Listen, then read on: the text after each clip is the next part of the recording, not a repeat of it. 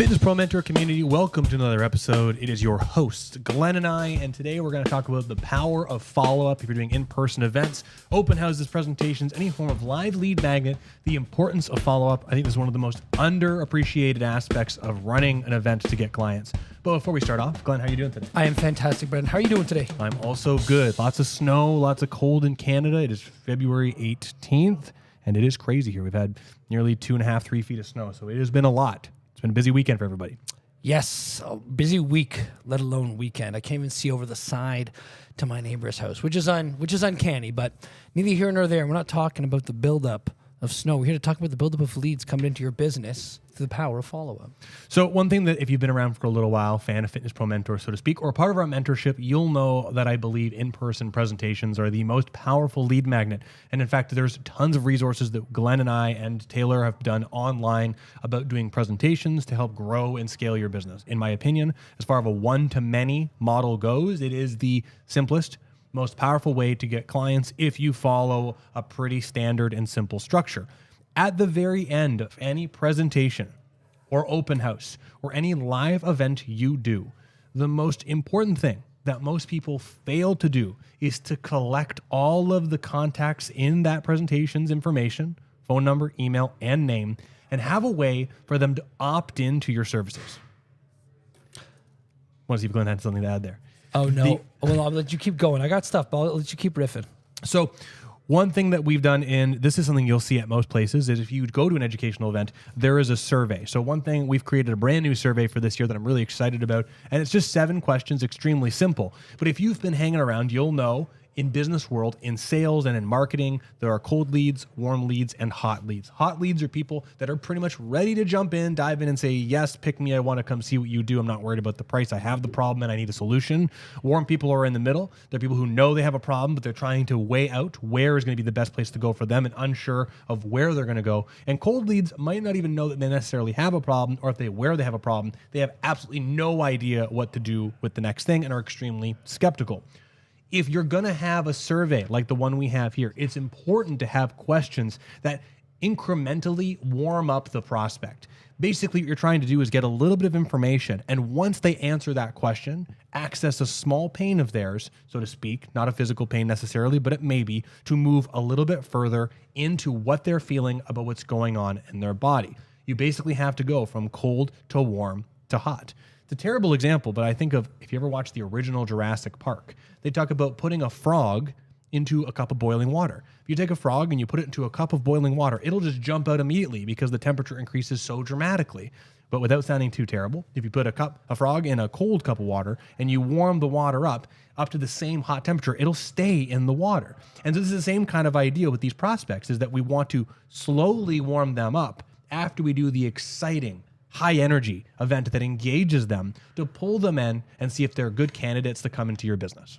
What kind of questions you got on there, Brandon? So I've got 7 questions. The first questions, and I won't read all of the answers necessarily, but the first question is, so the presentation, I did one on Friday. I did it to a new seniors group that I was really excited about. I had 11 people show up, and of the 11 people through the survey, 8 of them said they want to come in. So we're literally, today's the first day after a holiday, we're starting to call them in and then shuffle them into the business. So the first question is, what is your biggest struggle when it comes to fitness and health? This is extremely simple because there's really not too much pressure here, right? What is it you struggle with fitness and health? And someone might not necessarily have any answer there, but if someone has any answer, it prepares them for the next question. Question number 2, have you experienced any aches, pains, or injuries that limit your ability to exercise? So off of the first, now we're moving a little bit more specifically, right? If someone struggles with health and fitness, be it body composition, athletics, whatever it may be. Now, this one, have you ever hurt your body that stops you to do the thing that you want to do? What barriers are in front of you? Number 3, what are your top 2 to 3 fitness goals right now? Now, in this business, I demographically and psychographically aim for people who are struggling with how they're moving, right? All the Strata Quick Tips, we want to help you move and exercise pain-free, because the idea is we do want people who are struggling with how they're moving to move better and feel better so they can do more with their body. So number 3, what are your top 2 to 3 goals right now? For some people, it might be just improve body composition, reduce pain, improve strength and mobility, but you can see it starts to move a little bit along the colder to warmer system. So that's number 3. Number 4, on a scale of 1 to 10, how confident are you that your current approach to fitness will help you reach your goals? So this is an interesting one because if you've done any sales training, you know that when you ask someone to check their temperature on a scale of 1 to 10, you're looking for someone, if they're going to say yes to opt in, to be around an 80%. Now, we're not necessarily trying to get someone to commit at this point, but you can get about halfway through the survey. Number 4 is right in the middle point. How serious is someone about taking care of these problems that they have? So some people might do a 5, if someone does a 10. If someone does a 10, you know they are much hotter on the continuum. If someone does a 5, 4, 3, 2, 1, less so. So this is nice because you get an idea how much of a priority are the things you've talked about and the former questions in that prospect's mind. I should say suspect and then become a prospect if this ends up being higher. Number 5. What has stopped you from achieving these goals in the past, right? And this is a very simple one because, again, it gives you more information. Like if we actually go through the answers here, lack of time, not knowing what exercises to do, fear of injury, lack of motivation, and accountability. So you can see if you have a personal training business, each one of these questions are a little bit more specific.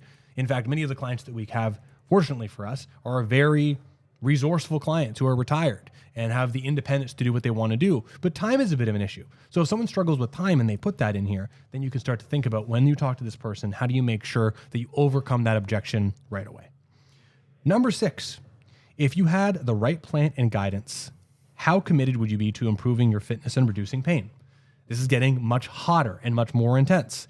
100% ready. I need this now. 2, I'm interested, but I need more information.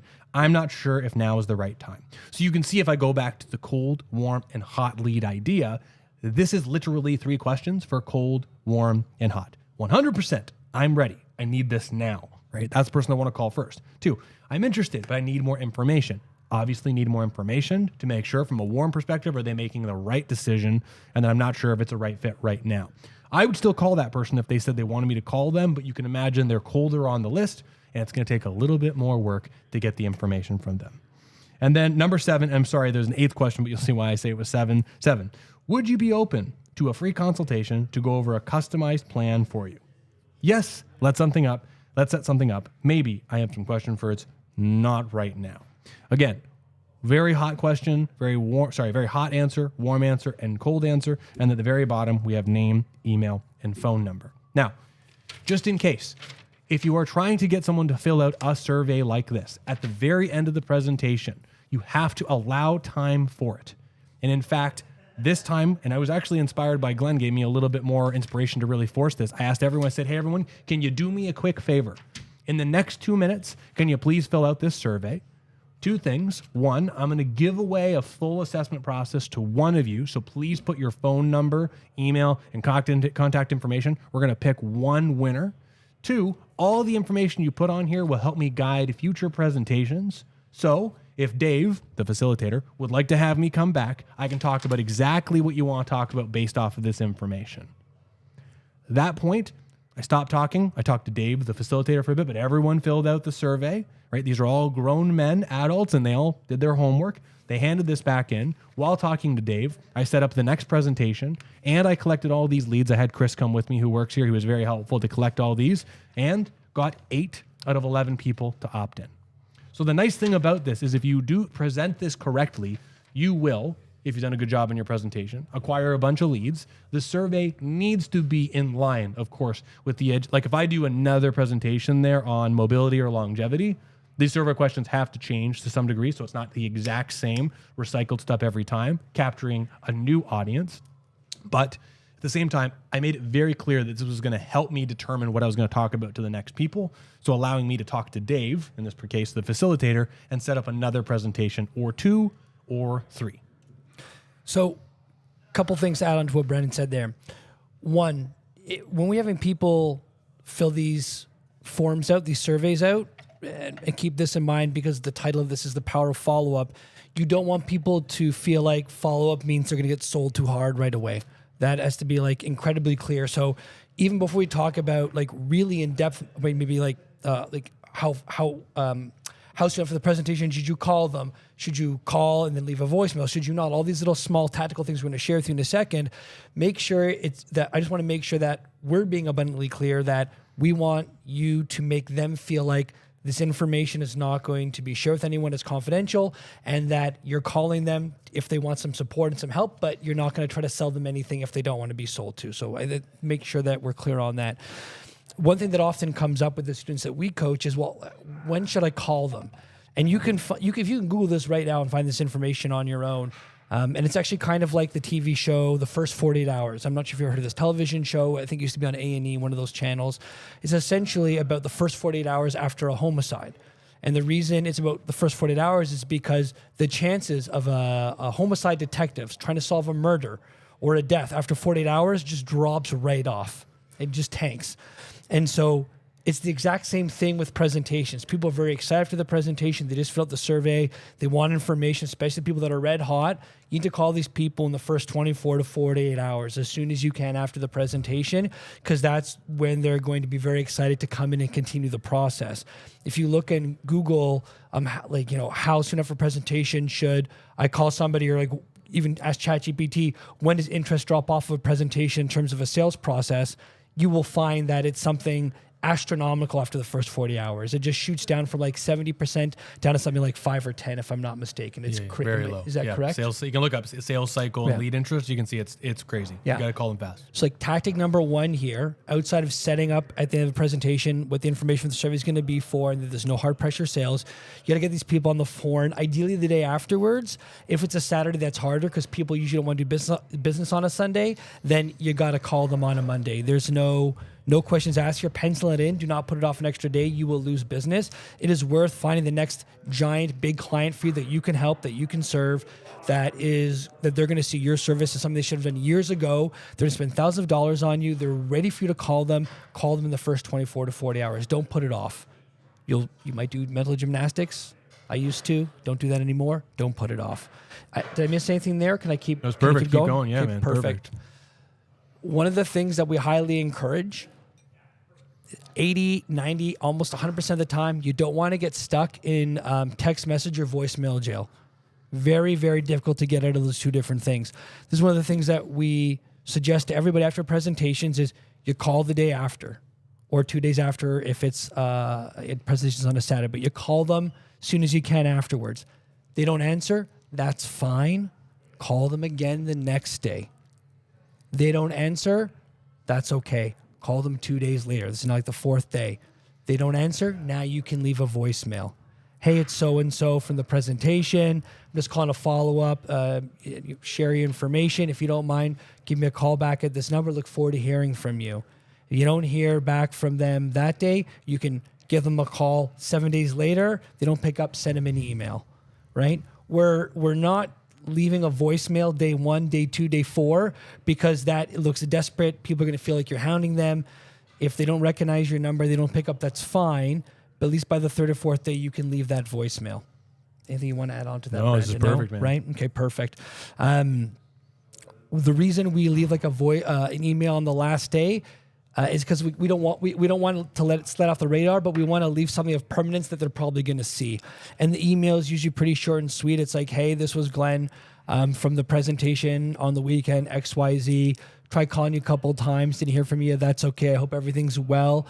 I don't want you to feel like I'm bugging you. I'm just gonna leave the ball in your court. If you'd like to chat about your survey and discuss anything we might be able to help you with, please reply back to this email. And if not, that's okay too. It was just a pleasure having you to the presentation. Super short, sweet, give them options, non-committal, good to go. Move on to the next one. And I think that's everything I want to put out there in terms of tactics.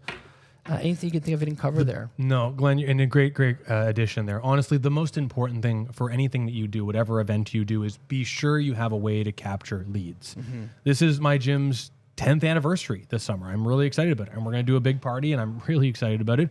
But it is still an open house style event. And what I will have is I'll have 1 to 2 people being at the front door, making sure that we have a raffle and all the names are collected so we can make sure we have people who are not clients and people who are clients that enter. We'll probably have 2 raffles to make it as simple as possible, and then follow up with all those people, because there's so much excitement around us having this big celebration that people who've been trying to get people to come into our facility or been wanting to check us out will come in. When we did our first our first open house that I did, I mean, we opened in a September. The first open house I did was in November, like 2 months later, and it was snowy, and we had hundreds of people show up, and we got like 10 or 15 new clients, which was just amazing. So whenever you do any of these events, you need to have a way to capture phone numbers and emails. Like Glenn said, I would almost encourage you just to get their phone number, because emails are just, they're just not great. I mean, growing an email list is one thing, but for something like this where you have that personal connection, emails are worse, where most relationships go to die when you're trying to grow something new. You can use emails eventually, but not great for sales. Anyway, that's pretty much it. I want everyone, you heard the questions I used. Tell you what, if you heard those questions and you want a copy of the survey, message me or message below, I want this, and I will send you a copy of the survey. You can use it. It's fantastic, super simple. The structure is not necessarily, I mean, the structure from cold, warm to hot is important, but the questions can change. I think it's really just finding something that works well for you and your demographic and your psychographic. So I pick of the week, I suppose. Yes, sir. Right? Perfect. So my pick of the week is going to be systematizing your follow-up process. Here's the thing. If you have anything that you struggle with inside of your business, not having a system for how to manage that thing, that itemized thing on your checklist is going to have you spin your wheels. Because what ends up happening is if it's something you either don't like doing, or it's a struggle, or it's a new thing and it's a bit of like an emotional pain in some way or another to get it done or execute on it, if you don't have some kind of system, you're going to find you could A, do mental gymnastics to just not do the thing, or B, you're going to try a bunch of different stuff and spin your wheels, and then it's just really going to feel like waste of time, energy, and money. We don't want to do that. That's why SYSTEM stands for save yourself some time, energy, and money. If you've listened to the podcast for a while, you know we love that phrase. And so real simple, like really easy breezy is like, if you want to have like a follow-up to your presentations, it's really easy. We almost gave it to you. Call the day after the presentation, call 2 days after the presentation, call 4 days after the presentation, call a week after the presentation, leave a voicemail, send an email. Super simple. You're going to do that. And then in terms of what do you actually say in the call, write yourself out a script. Write yourself out a script. Hey, it's so-and-so from Strata. I'm just calling to follow up regarding the presentation, the survey. Did I catch you at a good time? I'm sorry, who was that? Oh, I'm sorry. Let me speak slower. That's my fault. My name's Glenn. I'm from Strata. You were at our presentation the other day. 3 simple steps to improve mobility. I was just curious if you had a couple minutes just to talk about your survey, see if I can give you a little bit of support and some value on this call. And if not, that's okay too, right? But like for us, that would look like build rapport, say hello, offer like this or that. Do you want to do this or do you not want to do this? And we'd like pain funneling questions. And then based on those questions, right, I can give you this thing, let me send you an ebook, or would you like to come into a consultation? The point I'm trying to make here, and I'll just try to bring it all together, is you need some kind of system for your follow-ups and calls. And it helps to know what you're going to be doing each step of the way, so that even if you're like a deer caught on the headlights moment and you're not sure what to do, you can look down at your paper and be like, right, this is where I am right now. Ask this question. Or, okay, this is what I got to do today. I got to make a call to these people because I didn't get to do that yesterday because it was Sunday, whatever that would be. But you got to have a system. Write it down, put it in a Google Doc, or if you want to join FPM, we got all the systems done because we've been doing this for, between the two of us, I don't even know, like 30 years. Brandon, a little bit more than I have. And we got these systems down pat. So if you want them, you can always reach out to us. We're happy to chat with you about it. We're not going to try to, we just want to give you some value and help you. Right? The same thing you'd be doing to try to bring other people into your business. I'll stop. I think you get the point here. I get so passionate about this stuff because presentations really have helped me grow my business. I know they've helped Brandon grow his business. They've helped our clients grow our business in FPM, and we just want to share that information with you. I'm sorry if I get excited sometimes, guys. I can't help it. It's the number one thing as far as a lead magnet I think everyone should be doing to help grow your business, honestly. There's a million things you can do, but to get fast, high-quality leads, it's just something you got to do. My pick of the week is not a business one this week. It's actually, I got a Roomba robot for the gym, and I'm in love with it. I mean, it gets stuck once in a while. I got one of those J7, so it's got the little J7 Plus, so it's got a little camera on it. But honestly, it's great because I can ask it to go clean our mudroom and clean up salt. And just on really, really busy, snowy days in Canada, it's been really fantastic. So if you're someone who has a space and it's big and open, and you just need a little extra help on dirty days like salt or dirt, depending on where you live, very easy tool, very, very fun. I'm a big fan of it, and affectionately naming it DJ Roomba, a reminder from Parks and Rec, thanks to Glenn. Honestly, absolutely love it. Absolutely love it. Anyway, Everyone, thanks so much for being here. Check us out on YouTube and check out our private Facebook group, Fitness Pro Mentors. You'll see a reconciliation of a ton of podcasts and information and resources and a bunch of incredible podcasts from incredible guests over the years. Anyway, do presentations, do follow-up, and we'll see everybody here real soon. Take care, everybody. Have a great one.